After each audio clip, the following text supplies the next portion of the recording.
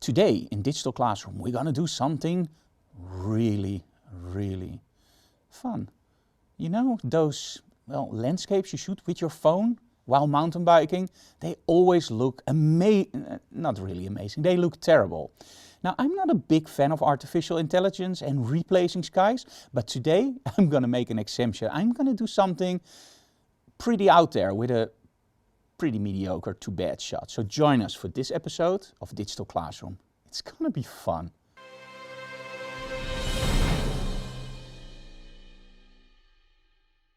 Okay, so let's open up an image in Luminar. But first I want to tell you a little bit about why I don't really like artificial intelligence and why I don't really like replacing the skies.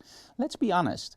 At one point, photography was an art form. Photography was something that the professionals did. And when you look at images like, for example, from Albert Drost, a really great Dutch photographer, you are in that, well, landscape. You can almost smell the grass. You can see the fog coming in over the landscape.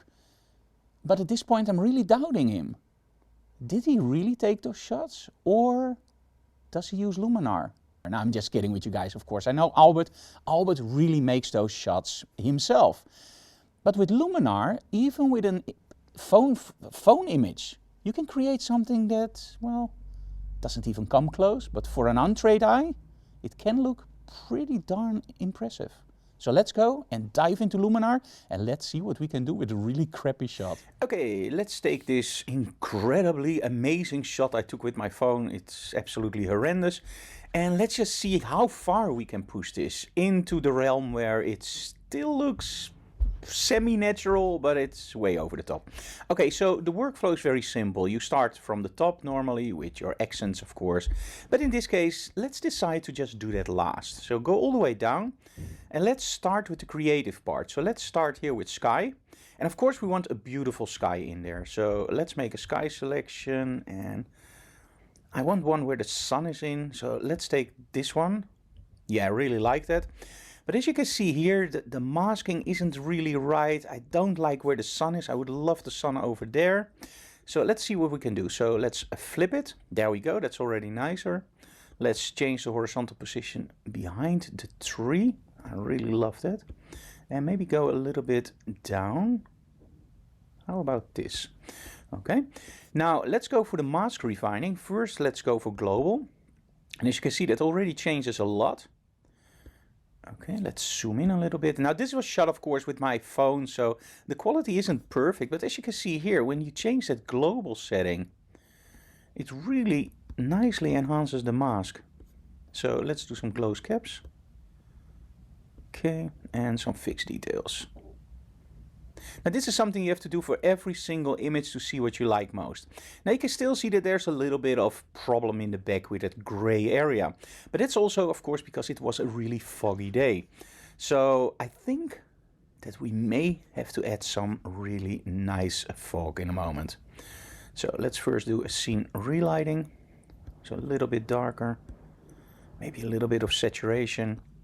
And of course we also want some reflection in there and some water blur, just a little bit. But that reflection I want really on full blast. And maybe just change that water blur to just a little bit. There we go. You can defocus the sky. Now in this case I don't have to because it was shot with a phone, so everything should be very nice and sharp. You have some atmospheric haze, which in all honesty I don't really like. It's more like a matte. And because I'm screen recording, it's now a little bit sluggish, but as you can see here, yeah, I don't like that much. The warmth, however, I do like a lot, because now you can literally just make it like a golden hour or sunset or whatever you want to call it. Let's change the brightness just a little bit to make it a little bit more moody. Okay, the augmented sky. This is something that I'm not a real fan of. This is where you place objects in your sky. Let's say, for example, a thunder strike. Yeah, no, not really. Or the moon. This is the part where you start to wonder if somebody really took the shot. So like something with this, that's pretty clear. This is fake. But when you go in with, for example, fireworks, it becomes really hard to see if somebody's a real photographer or somebody who just used something like this. And this is one of the things that I don't like about artificial intelligence, by adding this kind of stuff.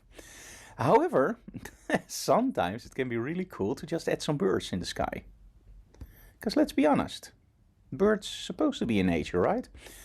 So let's give that a little bit more relight, because I want them a little bit fading out. Of course, you can place your subject, you can make them larger or smaller. In this case, I want it very, very in the back, so I don't need it that sharp or that big. Let's make it even smaller. For me, this looks a little bit more natural. It's still, when you zoom in, you can still see it's artificial. But hey, this is okay for me. Okay, let's go for atmosphere, because now, of course, we want to add some nice fog. So let's go for layered fog in this case. That's what I really like. Let's go for amount. And now you can see that that whole problem in the back is actually disappearing. There we go. And the depth, of course, we want it all the way to the front. Maybe not all the way, but just a little bit. And the lightness, yeah, just turn it up. Okay, I really like this. Okay, just to give you an in-between look, this was before, this is what we've done so far. Okay, let's go for sun rays. Let's place the sun right over here. There we go. Let's give you some sun rays. Ooh, that looks awesome, but way too fake. So let's just give that a little bit less. I do want them really long. I want them to be able to really shine through. There we go. This is a little bit just wiggling between those sliders. Just see what you like, and most of all what you don't like, of course. But I really like this effect. Now, of course, you can still paint out the top, because it doesn't really, for me, it doesn't feel right that it's on top. So let's just take that out. There we go. Okay, that looks a little bit better for me.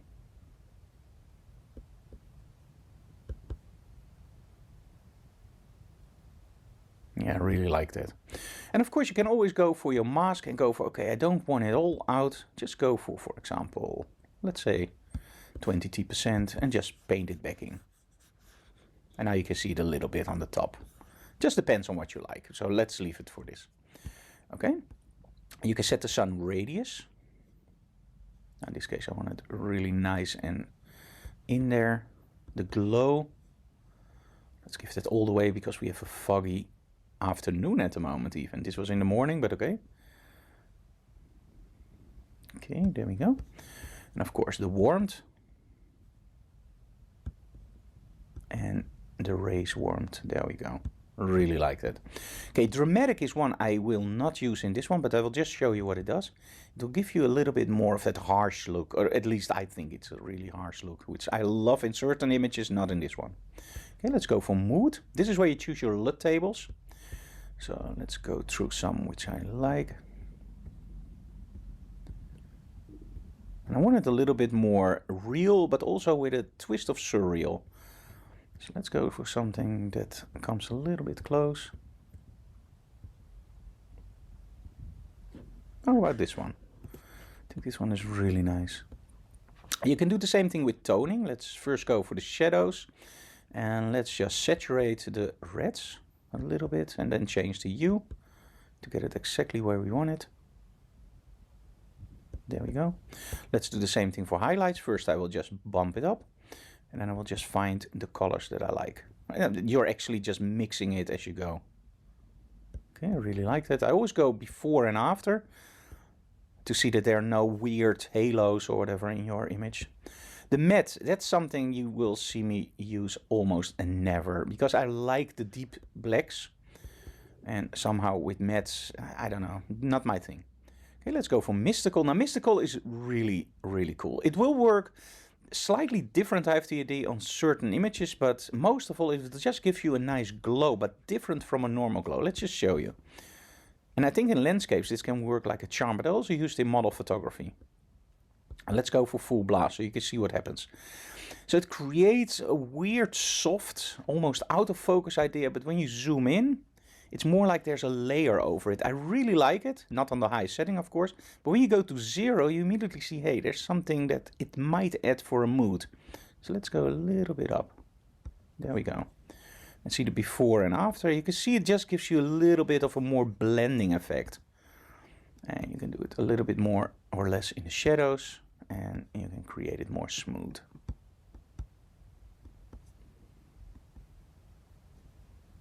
Okay, there we go.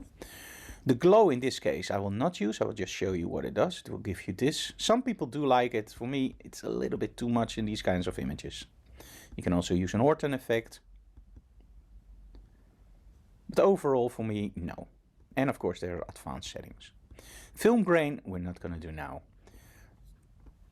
And super contrast you can use, but in this case for a landscape, I don't think so. Sometimes I will do it a little bit in the highlights just to tame them down. As you can see here, you can do a little bit in your midtones. But for me, this is more like fine-tuning the image. I don't do extreme settings. Maybe in the blacks. Yeah, there I actually like it. So as you can see here, even if you don't think about a setting like, okay, that's interesting for my image, still use it and just try it. Because sometimes you find out, oh, I'm not going to use that one. Then you try it and you go like, oh, that looks really nice. Let's do it anyway. So always go through your whole workflow. Okay, now I'm going to go in top. Okay, first we're going to accent. Okay, for composition, of course, we needed to straighten it. I now see that I didn't shoot it quite straight. There we go. Nice. Let's go for light. Let's use their smart contrast, which I really like. It's just a different way of using contrast. And they just nailed it with this one. Maybe make it a little bit darker. There we go. You can still use curves, of course, if you want to. It's the same way that you use curves in Photoshop or Lightroom or any other raw converter. There we go. And of course in the curves you can still do a red, green and blue if you want something. For example, don't want red in the shadows, you just pull it out that way. Or you want a little bit more red. In this case I really like that. So just fine tune it that way and let that green jump out just a little bit. Not too much. There we go. Okay.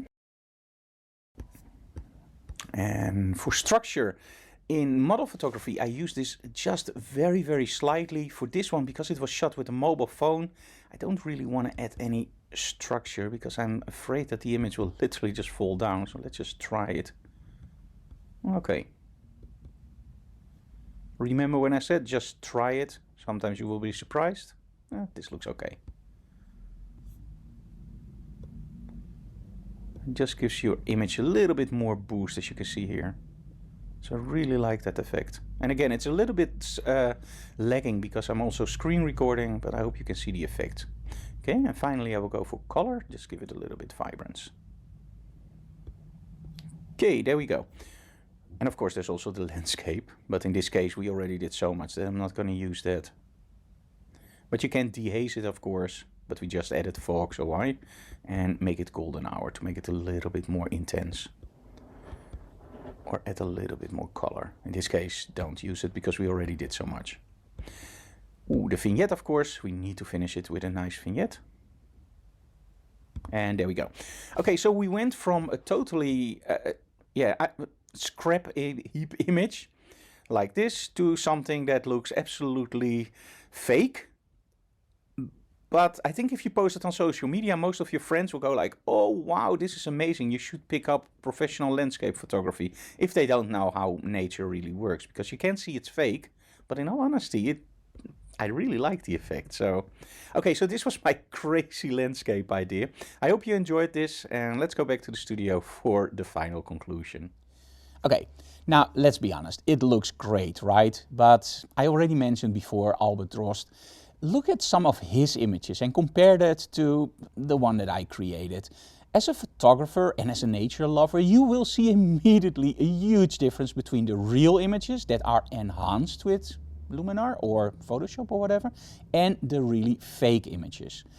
But in all honesty, I am pretty impressed with what Luminar can do. And to just play around with, it's a lot of fun. Don't expect me to post images like that, but in all honesty, maybe I can fake a week into believing I really did a cool sunset. So you never know. Anyway, so this was more a fun episode. I'm not really about over-the-top retouching, but I just wanted to share this with you guys. And I hope you got as much fun out of it that I did creating it. See you again next time. If you like what we do, subscribe to our channel, leave comments below, and of course smash that like button because we really like that. But most of all, tell other people about our channel so we can grow. Leave comments below and see you again next time. Maybe with a sunset or Luminar.